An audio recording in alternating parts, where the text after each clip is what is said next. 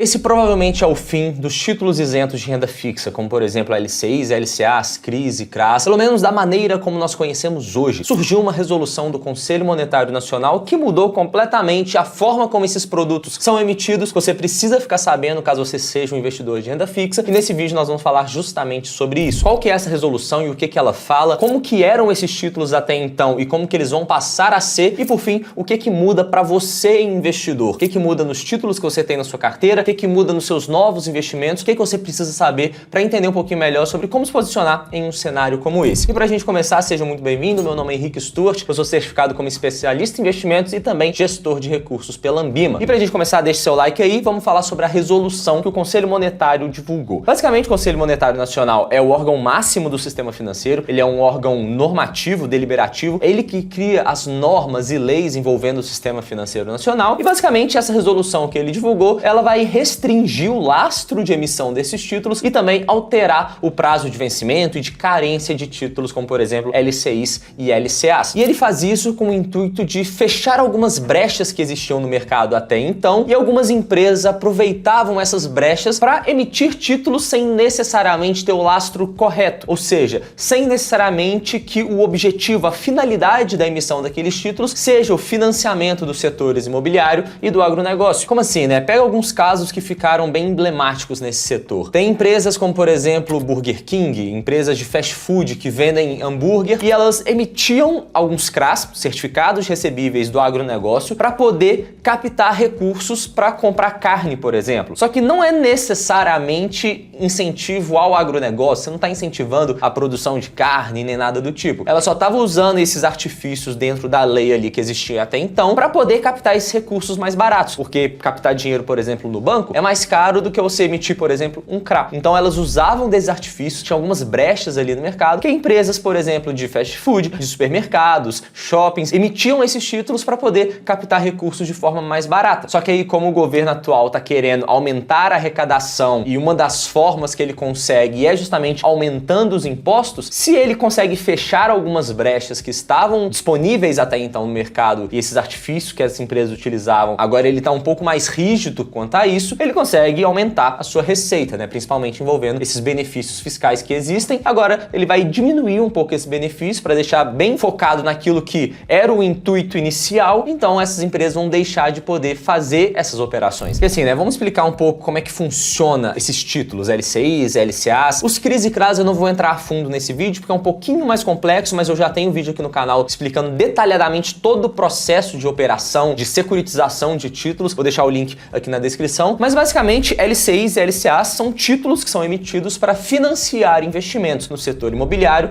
e do agronegócio. Porque como é que um banco ganha dinheiro, né? Imagina que você quer financiar sua casa, seu apartamento, alguma coisa do tipo, ou até mesmo uma fazenda. Você vai lá no banco, pede dinheiro emprestado, só que para ele te emprestar o dinheiro, imagina que ele vai te emprestar 2 milhões de reais para você comprar a sua casa. Ele não tem, eventualmente, aqueles 2 milhões de reais. Ele não vai pegar dinheiro dele para te emprestar. Ele vai captar esse dinheiro por meio de uma LCI, vai emitir uma letra de crédito imobiliário, vai pegar esse dinheiro emprestado para poder te emprestar. Ele te cobra uma taxa de juros, paga uma taxa de juros para quem está emprestando. A diferença dessas taxas é o lucro do banco. Então o banco precisa emitir esses títulos, e esses títulos têm uma diferença em relação aos CDBs, por exemplo, são certificados de depósito bancário, que o banco precisa necessariamente destinar os recursos da LCI para o setor imobiliário, da LCA para o setor do agronegócio. Então, como o governo tem um objetivo de incentivar os investimentos nesses setores, o que ele faz? Ele isenta de imposto de renda essas emissões desses títulos. Porque quando você vai investir num CDB, por exemplo, você tem que pagar aquela tabela famosa regressiva de imposto de renda, que vai de 22,5% até 15%. Só que, quando você investe numa LCI, numa LCA, você não tem essa cobrança de imposto de renda. E qual que é a implicação prática disso? Qual que é o resultado de não ter que pagar imposto de renda? Se você tem um título de 100% do CDI, que você ganha exatamente 100% do CDI e você não paga imposto, você ganha ali o total do 100% do CDI. Mas se você está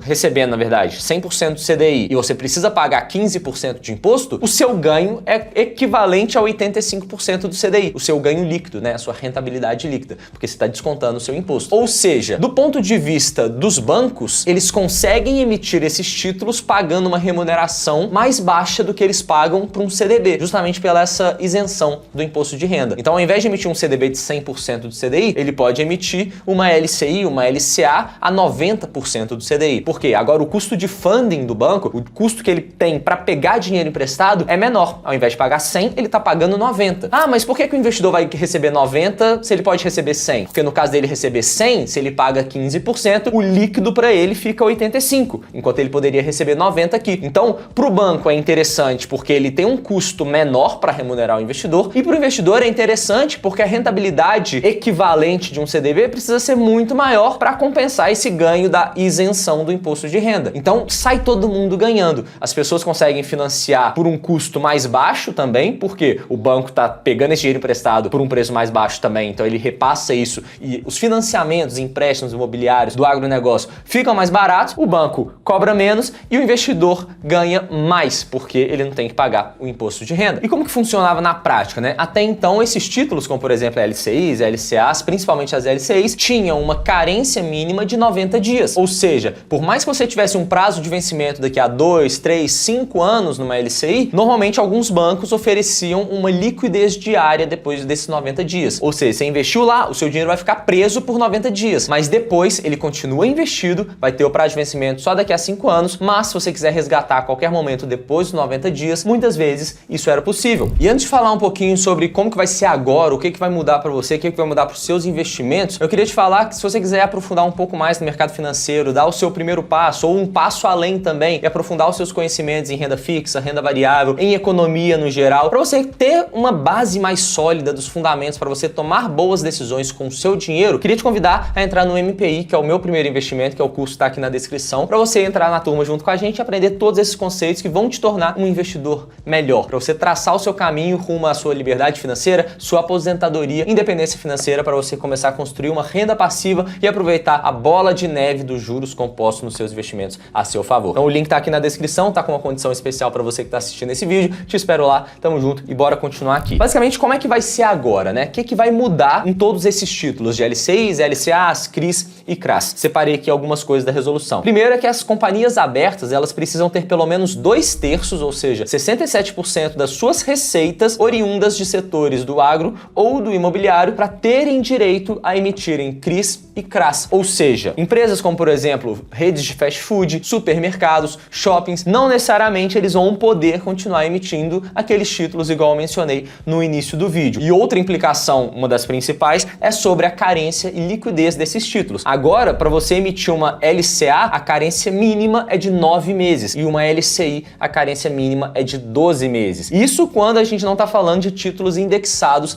a índices de preço. Ou seja, quando você vai comprar uma LCI, por exemplo, de IPCA mais X% de rentabilidade, sempre que está indexado a algum índice de preços, como por exemplo o IPCA, a carência mínima é de 36 meses. Então o prazo mínimo de carência desses títulos aumentou bastante. E aí o que isso muda para você, investidor? Tem vários pontos, né? Primeiro, os títulos que já existem e depois os títulos que vão ser emitidos a partir de agora. Para os que já estão emitidos, que você já tem na sua carteira, ou seja, para o estoque de títulos disponível no mercado, não muda nada. Você vai continuar tendo o seu título, se você segurar até o vencimento, você vai receber exatamente a mesma coisa, mas por outro lado, você vai ter uma diminuição da oferta de títulos como CRIs, CRAs e talvez até mesmo LCIs e LCAs. No caso das LCIs e LCAs, não necessariamente vai diminuir a oferta, mas vai principalmente aumentar o prazo de liquidez ali, né? O prazo de vencimento vai ser maior. Só que, qual que é a consequência dessa diminuição da oferta desses títulos, né? Basicamente, as taxas de remuneração vão cair,